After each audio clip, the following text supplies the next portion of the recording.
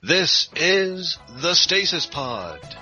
Tonight's contestants: from Chatham, Ontario, Rob; from Columbus, Ohio, Jen; from Chicago, Illinois, Alex; and from upstate New York, David. No. You read it wrong. I'm Turd Ferguson. Turd Ferguson. You read that right. I'm actually All right. dating now, but whatever.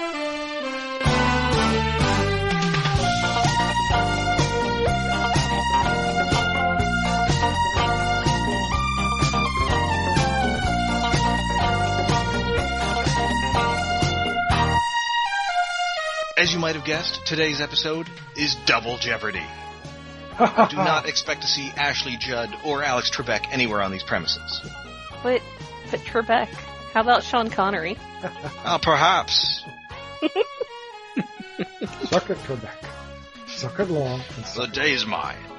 All right. I would like to note that for those of us who are viewing these off of the Shout Factory sets, we are now on disc 2. Yeah, I had to get up and switch.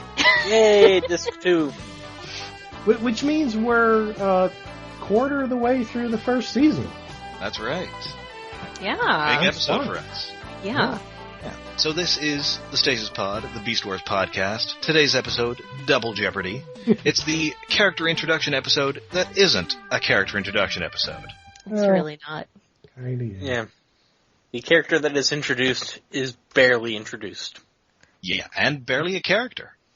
At this point, yeah.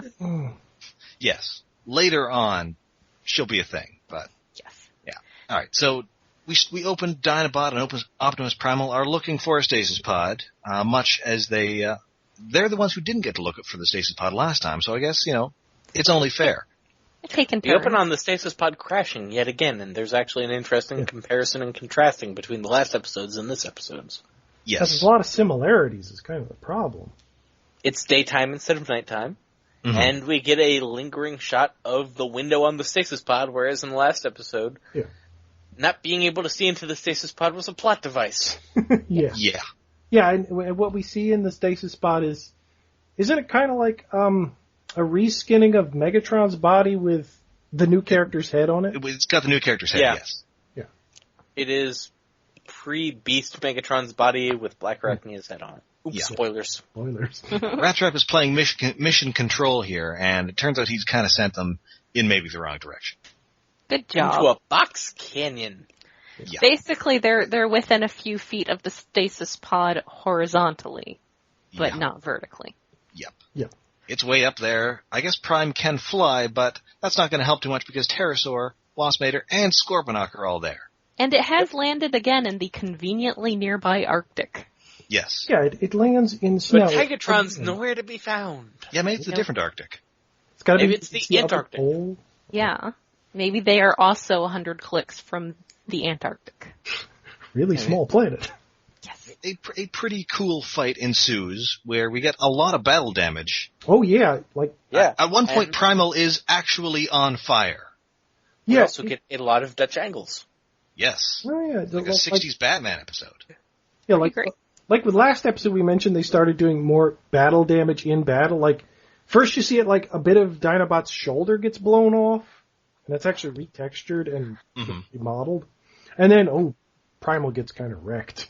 Oh, Yeah. yes. Again, is like last episode, those two kind of got damaged a lot. Mm-hmm.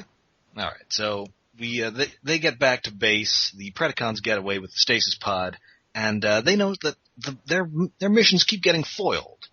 And Dinobot says that he kind of thinks it's Rattrap. Now, to be fair, Megatron has been using some fairly solid strategy here. Yes. But, yeah, I can see how it may be suspiciously good strategy. Well, yeah, they mention like the last 3 missions have been intercepted. Yeah. Or something. Mm-hmm. Yeah. I mean, clearly the Predacons, as we'll learn, it's not necessarily the case, but it does seem fair enough. It seems like the Predacons just have their own way to track stasis pods where alarms go off and lights start flashing and Terrorsaur starts screaming at somebody everybody. said But I said the word Pee-wee's Playhouse. Ah! You said the magic word. Ah! Yes, but Stasis pod. Oh god. yeah, I guess I can see how it may be suspicious. So yes. Yeah. So obviously, Rattrap is drawing the Rhinox does question. not believe that Rattrap is a traitor because they're bros. Yeah. Optimus Primal, not Rhinox- so sure. Rhinox declares that Rattrap is no spy. Rattrap Even though that is, function on have his you read his biocard, tech spec, spy. Rhinox? That's his function. Yeah, that actually seems kind of mean because it's saying that, he is not even good enough at his assigned job to pull that off. That's a little harsh, Rhinox. Yeah, so it's time for private meeting time with the boss. Never a good sign. And Sometimes are we a just good going to sign. spoil the episode here? Because it's never quite clear how much the episode wants us to know. No. What? It is kind of pretty obvious from the episode, yeah. Yeah. It is and it isn't. Because we're still only 8 episodes in. We don't really know what the groundwork is. We don't know as much if this is, the same shit happens every week, or if there's We've already had one guy change sides. Yeah, we've already had one guy change sides. It's like, maybe this is going to happen again. It could happen. But it's made fairly clear early on that Rattrap is not a traitor, and this whole thing is kind of a setup. Yeah. Yes. I do feel like Primal and Rattrap being besties is something that's been established, but Yeah, it's that kind is of why headcanon for it's me. kind of giveaway because, what was it, the Power Surge? Power Yes. Surge. When- That episode, it's pretty obvious they were friends in that episode. Mhm. Yeah. So if you remember that episode, that he's not They actually learn to get along. And Rattrap is definitely less of a dick going on. Yeah. And, this episode, it's really a Rattrap episode. Oh, yeah. Whereas last episode, Dinobot got to be awesome every time there was an opportunity for someone to be awesome. This episode, it's Rattrap. Yes. Yeah. Oh, Rattrap. Right, so anyway, Primal makes it pretty clear to everybody else that he kind of thinks Rattrap's the traitor, and so he's sending him on a super dangerous mission by himself. Which, red flags For right no there, rest of the crew. reason. Yeah. For no reason. Like, how is this a loyalty test? You're sending him out there with nobody else, where if he's going to be, a traitor, he can do so unimpeded. Yep. Go look for Energon next to the Predacon base to prove you're not a Predacon. Yes. Yeah. And then we cut back to the Predacons, and I think it's time for me to open up a potent potable.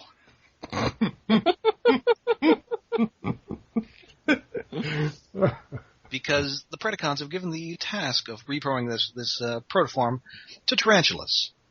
And Tarantulas is a weird creep. He is the smartest one. Perv. Yeah, he's the smartest he's a total one. perv. But yeah, he of course finds an alt mode for the new protoform that's another spider. It's a spider that is currently eating its mate. So Tarantulas is into some weird stuff.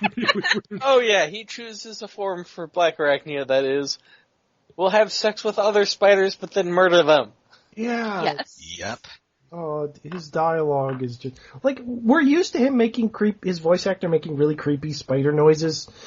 Now he's got really creepy dialogue. Well, They are aside from creepy the- spider sex noises. yeah. Aside from the episode where he wanted to eat Cheetor, that was okay. I mean, Yeah. now I'm seeing a weird sexual component in that, too. They're Yeah. you didn't before. They are creepy, aroused spider sounds, and Alec Willows does an excellent job with the material he's presented, but the material he's presented is super gross. Yeah, he has a line. It's like, "Oh, be still, my spinnerets." Like, he delivers it in the creepiest way possible.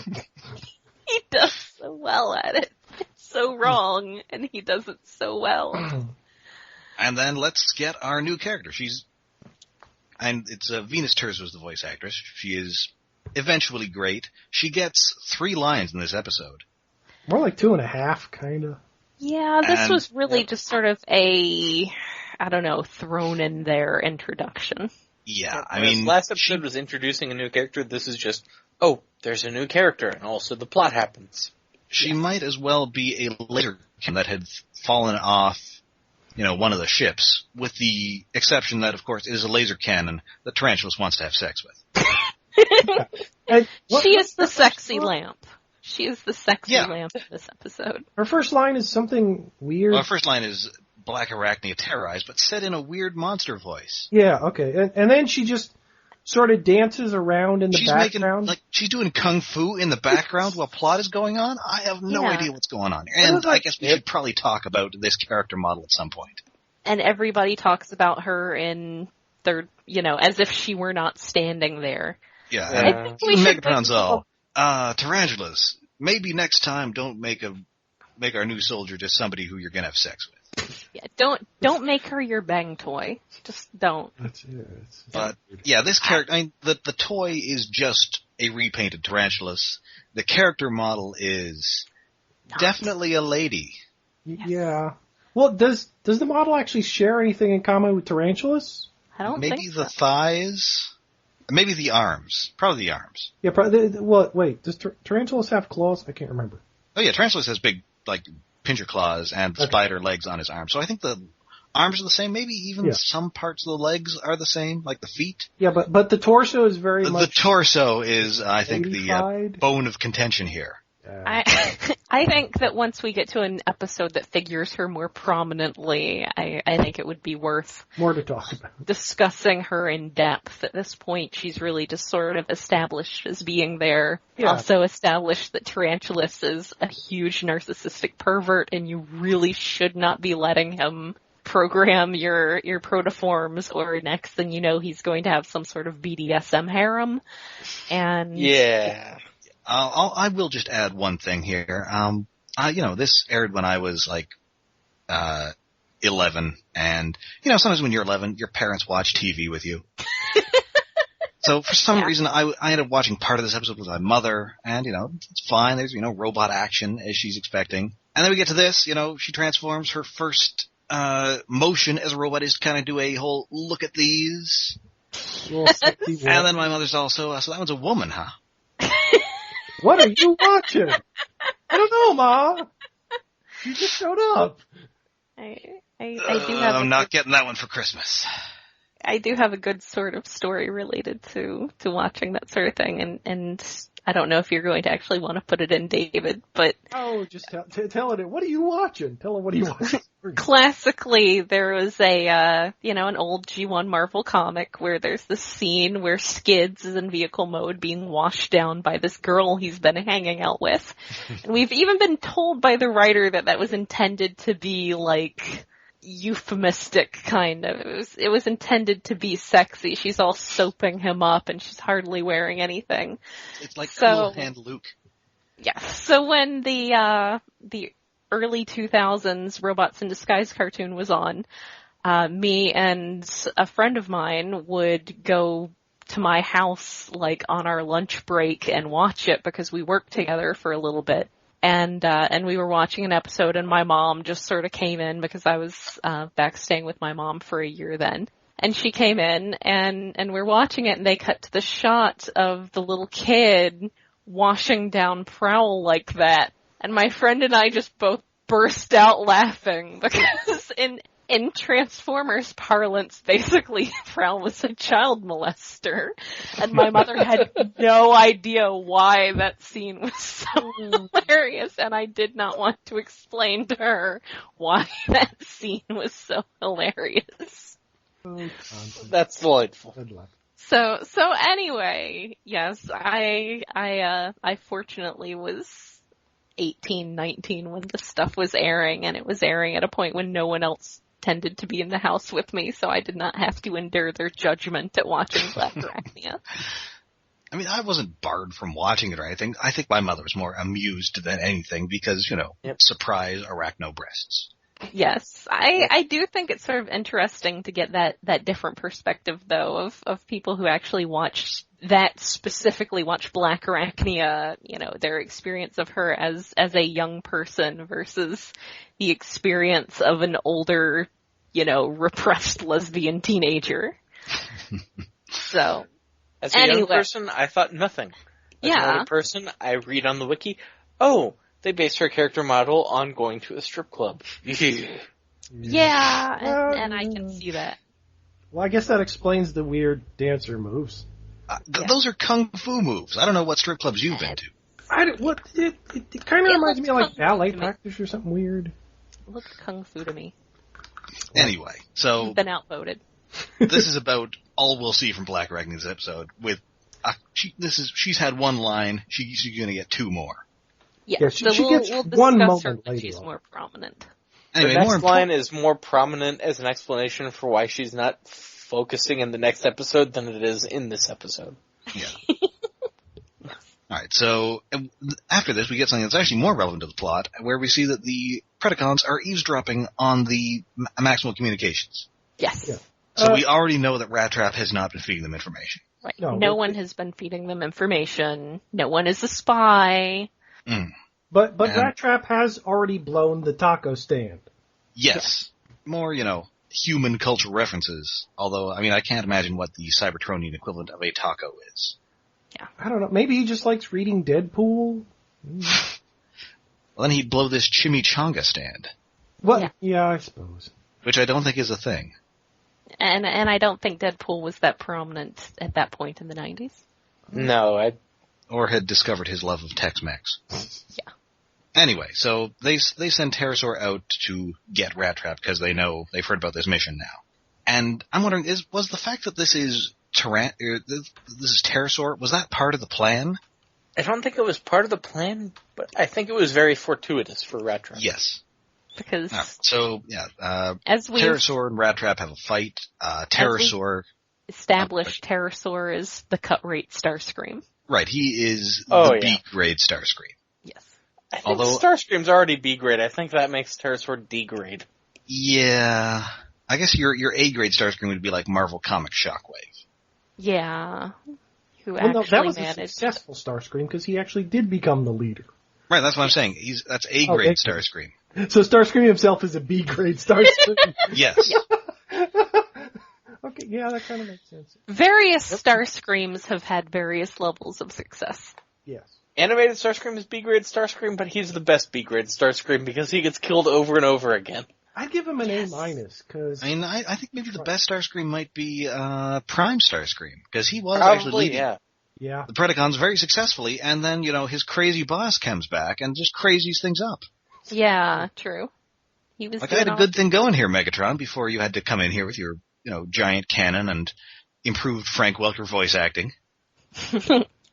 sexy body. and none of my multiple attempts to kill you off again work. Yes. Possibly because I have the physique of Montgomery Burns. Oh, and wait, when the Maximals are talking to Rattrap while he's in the hot lava land, do they have a wood grain dashboard? I think they do.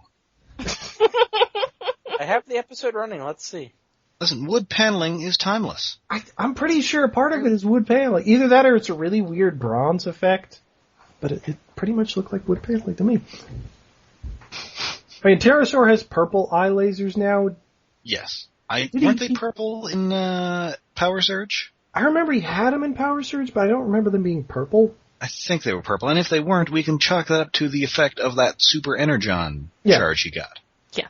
But, yeah, he's got I-beams, and they're kind of cool-looking I-beams. So, yeah, he fights Rattrap, and he wins. I think Rattrap kind of threw the fight. Yeah. Probably. Yeah, Rattrap That was kind of pleads the for point. mercy, which is a very un-Rattrap thing to do. Yes. He offers to become a Predacon, which is a very un-Rattrap thing to do.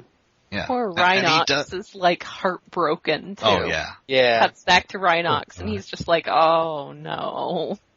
He's no traitor, right? Oh. Oh, he's a rat trader. Yeah, and it's true because he changes the symbol on his arm and there's a dramatic guitar chord. Hey, he needs a faction change gimmick on his toy. However, unlike every faction change before and since then, he does not change his activation code. Yeah, No, what?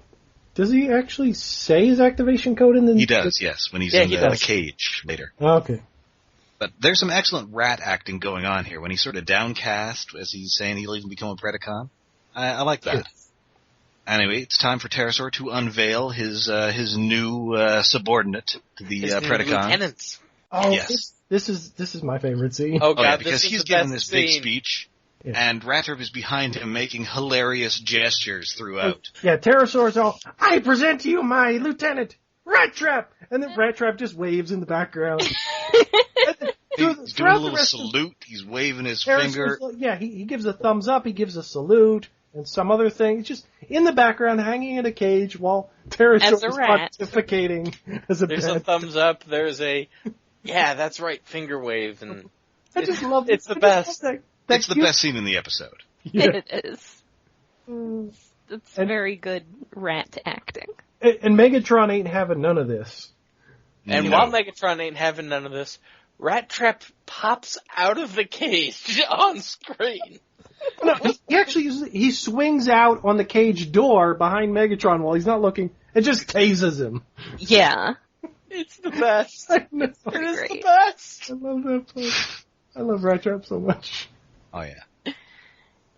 And even though I'm not crazy about this episode, I think this might have cemented Rattrap as my favorite character. Yeah. Yeah. It's a very good Rattrap episode, regardless of whether it's a good episode or not. It's good Rattrap. Immediately after tasing Rattrap, exposits that the taser has, frozen Megatron's servo circuits. Yes. Servos and circuits are two different things. Listen, you have a thing, you put circuits after it, it's a Transformers thing. Anyway, the point is that he can't transform after being tased. Yep. At least immediately. So they put him in a cage in the basement, and because Rattrap is still potentially a traitor, they're putting him in a cage in the basement too. Yeah, and, is it Tarantulas that says the line? Not in front of the Maximal? Yeah, because he's having a debate because Scorponok obviously wants to follow Megatron. Blackarachnia calls him a fool, so that's her second line, take a drink. Yeah. Of your potent potable. Yay, potent potables. And, so she's siding with Tarantulas on this one, or also kind of with Terrorsaur. She doesn't get a personality in this episode. No, not really. She gets to do kung fu poses in this episode. Yes. Personality comes later. Yeah, but Terrorsaur thinks he's in charge again. Scorponok's in his limited vocabulary disagreeing with that. He's being a G1 Dinobot still. And Tarantulas and Blackarachnia, let's see where this goes. Tarantulas has his own schemes that he's probably started already. Well, he has Blackarachnia. Of course, he started scheming. Well, we know what scheme that is. He'll do more. Ew. It's pretty transparent. Waspinator is Waspinator. He's just give me orders, somebody. I don't care. I'm just here to do a job. I just want someone to tell me what to do. Someone tell me what to do and don't make me get blown up by doing it. That's all I want. Just give me a job that isn't under loosely connected rocks. Yes. So while they're bickering for most of the rest of the episode, we cut down to Megatron and Rattrap swinging in their cages. Yeah. Megatron has, of course, programmed these cages to let him out whenever he wants. Yep. Megatron has apparently read the Lord Veterinary rule of being a dictator. Yeah, he's all about the wise tyrant, blah, blah, blah, which is really a thing he only does in this episode. Yes. It is, but it's also totally ripped out of Terry Pratchett books. That I can believe. So he gets out, and unsurprisingly, Rattrap also gets out. Yeah, after changing his insignia back. I would to note that when Megatron gets out, it's so brilliant because he just opens his cage door and one of their little flying platform scooters comes by and then he just takes off and he's a dinosaur the whole time. So he's just a T-Rex on a hoverboard GTFOing. He's a T-Rex in a prison cage who says to the computer, I'm Megatron, let me out and give me a hoverboard. And it does! Yep. Despite all his rage, he is still just a Rex in a cage. But he's not in a cage for long. No. It's the way he just goes. Just here I go. Yep. I think it helps the modern internet fascination with T-Rexes doing things. I think that brings a lot more enjoyment to Beast Wars. I blame Ryan North. Yeah. A wise tyrant always designs their prisons so that they can escape from them. A wise tyrant always designs their things to work with tiny hands. after Megatron T-Rex is out on his hoverboard, Rattrap uses his utility arm again to pull out lockpicks. He's Batman. He has everything he needs for any specific moment in his arm. Yeah. Yep. He's got a real forearm of holding. Yeah. And then he makes the jump over to the bars on the window. Good job. And Will he make it? Find out after these messages. Yeah. He caught the bars, but he's slipping. Will he survive? Yes, he survives. He survives, yeah, he's fine. And then he's walking around in, well, they're not quite air ducts. They're big enough for him to stand up. It just kind of looks like a Doom level. Yeah, it's the floorboards under where Terrorsaur and Scorponok are still arguing. Yeah. And this little actual rat walks by, walking across the grate, walks in front of Rattrap, and effectively squeaks and is like, "Follow me if you want to live." And then Rattrap just mugs to the camera and then follows the rat. The rat is just smaller Rattrap, too. Yeah. Yeah. Oh, and there's a second where I'm not sure if it was just the way his hand was moving while he was looking up through the grate at Terrorsaur bickering. I think Rattrap might have did that thing where you pull out underneath your chin, like the Italian "fuck you" symbol. Ha. I'm not sure if he actually did that, or I just interpreting it because his hand was near his face. But it's like, yeah, screw you guys. I'm following the rat. Yeah, so he finds this, decoder, the secret decoder ring or whatever. Takes that out, keeps sneaking around, ends up caught in one of Tarantulas' webs. But cuts him through it immediately. Yes. Not immediately. Although this does manage to interrupt one of Tarantulas' meals, where I guess he's going to eat that rat. Yeah, the exact same rat. Which, I think the rat even gave Rattrap a thumbs up after he led him the right way. He definitely gave him like a little nod. Mm-hmm. Rats gotta stick together. Yeah, now Tarantulas follows him back, and amusingly, Rattrap blasts him before he can get through his activation code. Yeah. Always nice to have those sequences interrupted. This isn't Sailor Moon, Tarantulas. Yeah. You better hurry it up. He is battle damaged in robot mode. Yeah.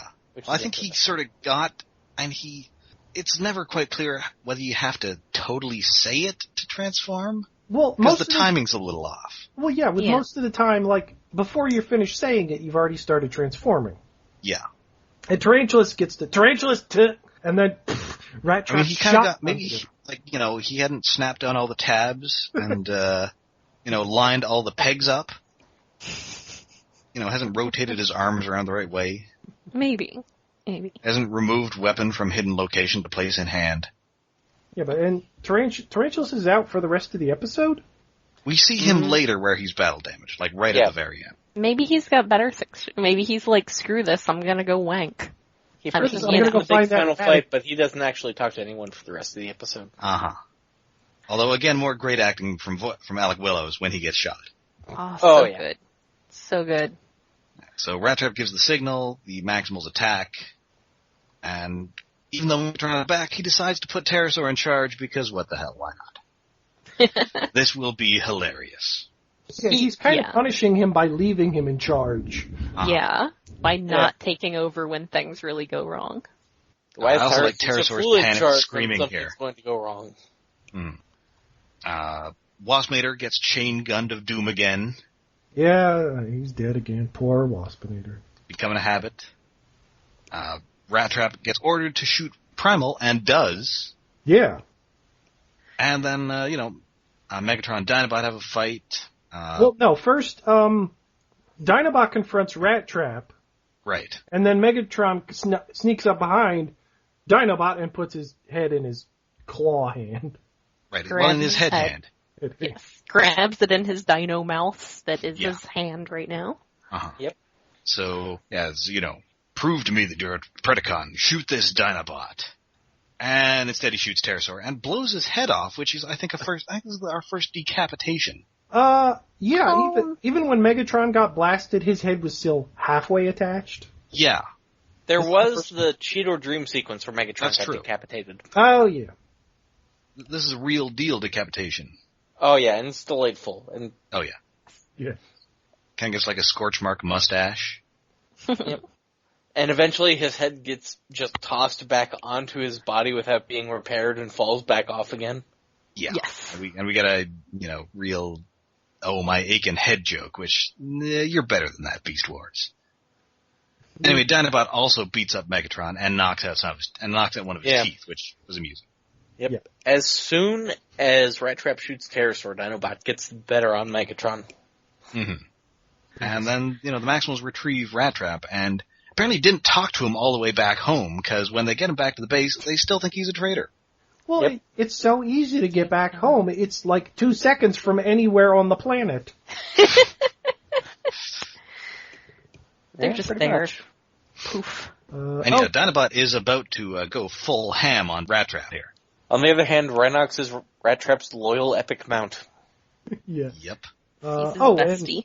Blackarachnia has her last line of the episode. Oh, right, she fights Cheetor. She gets both of her sets of spider legs shot off by Cheetor, and then kicks him in the face. Yeah, Blackarachnia don't care. She's a It's hunchback. pretty great. Cheetor's just charging at her, and she just puts up her foot, and he runs into it face first. It's pretty And then good. it's another time, and that's third line, drink. Yeah, Yeah. and she just walks Third off. line, drink, and then she disappears from Yeah, and the then at the show end of the for episode, another she's few missing episodes. for no reason. Yeah, they Yeah. actually acknowledge that after that, she's just wandered off somewhere. Yeah, but They in the next lost episode, her. she's just with them. Yeah. Well, I guess she decided to come back. It's like a dog, they wander off. Eventually they decide to come back to where they eat. Yep. Yeah. Yeah. Or They need her, because really, Scorponok and Waspbender only count as one robot together. And Not because they're combined, but because they're incompetent. so everything is explained, which the audience kind of knows already. Yeah. Yeah. Yes. And Rattrap, of course, explains that he was trying to miss Prima when he shot him, and everybody has a big laugh. And we end on butterflies for some Yep. reason. We get some metaphorical butterflies a lot in this show. Because ha ha ha ha. Oh. And, so not a great episode. I like Rattrap, so I really like it, but it's not a great episode for an introduction of a character. She's incidental. She is the sexiest of lamps. Yeah. She is the sexiest of sexy lamps. She's like that- Fortunately, later she will become much less of a sexy lamp. Yeah. Yeah, she That will, is although good. not in the next episode, so don't hold your breath. Eventually. I'll give it credit for not assuming the audience is idiots and feeling the need to explain that Rattrap isn't a traitor early, but Yeah. Yeah. that's also kind of a plot hole. Yeah. A little. I mean, and why don't you just tell the other Maximals? They're not talking about this on the radio. Well, that could be the thing. Maybe they didn't know. Either they might have had a wiretap into the base, or they might have been the radio. They found out They it was didn't. video. They didn't know exactly what the Predacons had on them, but still, couldn't they have just gone out of the base to have the conversation? Mm-hmm. Yeah, the thing. But also a problem is, you can't tell Cheetor because he's going to be a bad actor. Yeah. Yeah. You want honest reactions out of Rhinox, even though he could probably fake it. But and Dinobot, you're not going to tell Dinobot. He's a jerk. Yeah, Dinobot would say that's a stupid idea. We should just blow the base up and then it'll take care of everything. Yeah, if you're sneaking Rattrap in there, set bombs. Yeah. The hell. Dinobot just wants the Maximals to do his dirty work for him. But it was a good episode. Rattrap being sneaky. Or it's a good episode for me. Yes. It's a really, really good episode for Rattrap. Yeah. And it also started a tradition of him talking to Megatron, which is always fun. Yes. Which comes And up. I think this is really the last time Terrorsaur tries his Starscream act. After this, he's kind of just a guy. Yeah, you kind of wouldn't expect him to continue it after Power Surge, but he still did it. I mean, I guess that makes him smarter pull than it off. Starscream. Yeah. Yeah. Yeah, after this, it's just, figure it out. it's clear that even if he was to depose Megatron, the others would rather repair Megatron than follow Terrorsaur. Yeah. Yeah. Nothing No one's to do buying it. will work. All right, so I think that brings us to Final Jeopardy. Also, why is this episode called Double Jeopardy? That is a really good... Because Rattrap can't be tried twice for the same crime. Yeah. Because it's kind of... Yeah, why wouldn't you call it like Double Cross or something? I mean, I guess he's kind of a double agent, sorta. But how does the Jeopardy get into that? I mean, it is Jeopardy. It allows us to make Jeopardy jokes, but aside from that... He is in jeopardy. He is jeopardized. His safety is jeopardized. Unless it's a reference to Blackarachnia, in which case it's Double D Jeopardy. Yeah. Oh, Blackarachnia. You poor, poor thing. Having to over-exaggerate things for animation. We exaggerate way too far. All right, so I think that should about do it for the Jeopardy round today. So please enjoy your consolation prizes and your lifetime supply of Aleve. What is Aleve? What? Oh, right, the newer episodes. Yeah, whenever they do the commercial break before Final Jeopardy, and right before they come back, they have a commercial that's set up to look like a Jeopardy question or a Jeopardy answer with the blue screen and the white text, but it's an ad for Aleve. The answer is Aleve. So it always kills me when I'm fast-forwarding through that thing on the DVR. Yeah. It causes me such pain that I need some sort of painkiller, but I can't think of one. What could the answer possibly be? Who knows? Anyway. So that has been the Stasis Pod for this week. Please join us next week when we deign to design a better mousetrap. Another good Rattrap episode. Another good Rattrap episode. And remember, you can follow us on Twitter at @StasisPod, on Tumblr at stasispod.tumblr.com, right into the Maximail bag at Stasis Podcast? Stasis Podcast at Gmail. Stasis Podcast at gmail.com, which I can never remember. And you can find our posts and our RSS feed at iaconunderground.net. Or if you prefer, you can download us on iTunes. And if you do so, please rate and review us. We'd be super grateful. We could be the top Beast Wars podcast on iTunes. That's right. You can also find us on Pocket Cast if that's more your inclination, but I feel like I'm the only one who cares about that. Pocket Cast. Are we on? You can get that on a Zune. It's a Android and iOS podcast client that's not the default podcast client for either of those platforms. I just used my Zune client for my Zune. Oh my god, I was joking about the Zune. Who are you, Bill Gates?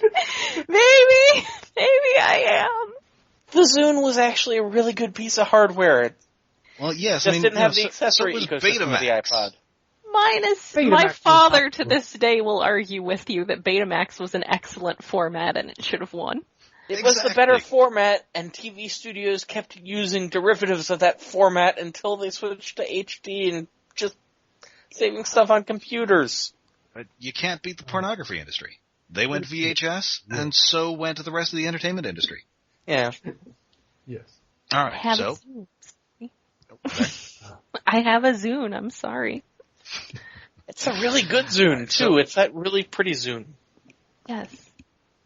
My MP3 player is named after a character in Game of Thrones. Well, mine's named Ravage. Oh.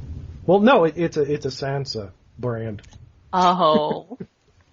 I just have an iPhone. I'm sorry, guys. Oh. Yeah, I've been using my iPhone since the Zune came out. I had an iPod Touch, which is just an iPhone without the cellular radio. Alright, so for the Stasis Pod, I've been Rob. I'm Jen. I've been Alex. And I am Sean Connery. My day has come. Ha ha ha ha ha.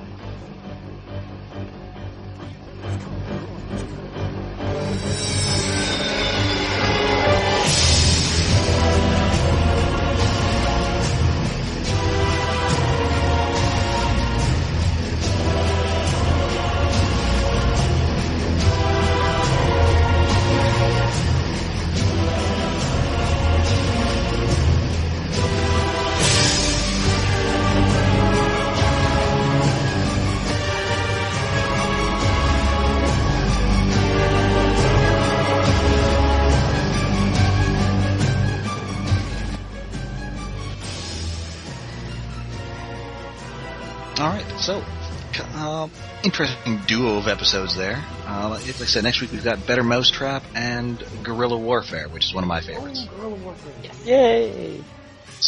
So much good Gary Chalk yelling. Yes. And we get Cyber Bees. I love Cyber Bees. Cyber Bees! Jeez. Bees. Oh, Scorponok builds things. Yes. I think we might need to cut Nicolas Cage dialogue into the next episode set. Ah, yes. Oh god, not the bee, not the bee. Not the Cyber Bees. I'm gonna have What is to. that? What is that? I'm gonna have to put this in my podcast collection on my Zune client and make sure everything works okay. Oh man, and then Scorponok totally should have been the enemy of Polar Claw, because Polar Claw is like Nick Cage in that bear suit. Oh man, that would be great.